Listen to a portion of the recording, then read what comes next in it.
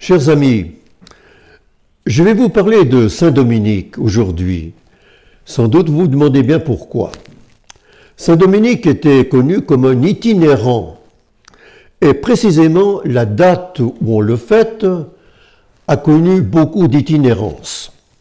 Il est mort 6 août, le jour de la Transfiguration. On ne peut pas le fêter ce jour-là. Puis ensuite, on a renvoyé sa fête au 4 août.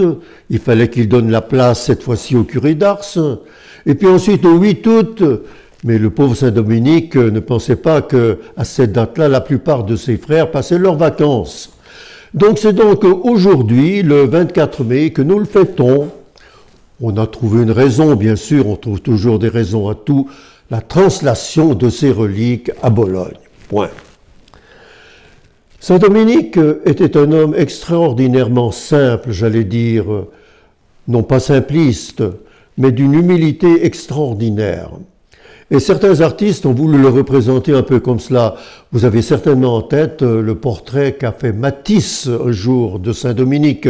Avance, il le présente simplement en filigrane, sans bouche pour s'exprimer.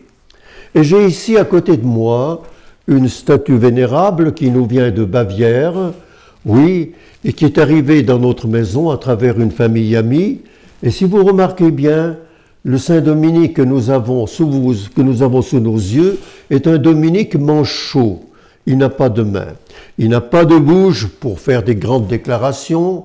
Il n'a pas de main pour faire des effets de manche, comme font parfois certains prédicateurs, mais il veut être entièrement lui-même, complètement donné justement à sa mission, parler de Dieu, avec Dieu, uniquement, et aux autres, parler uniquement de Dieu.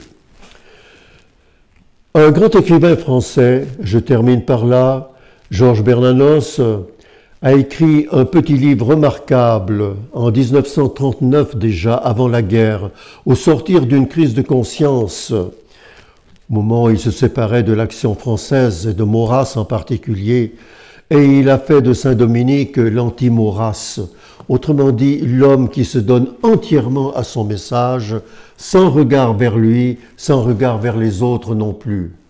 C'était déjà le précurseur de ce jeune vicaire de campagne qui va faire l'objet d'un de ses romans plus tard. Alors bonne lecture.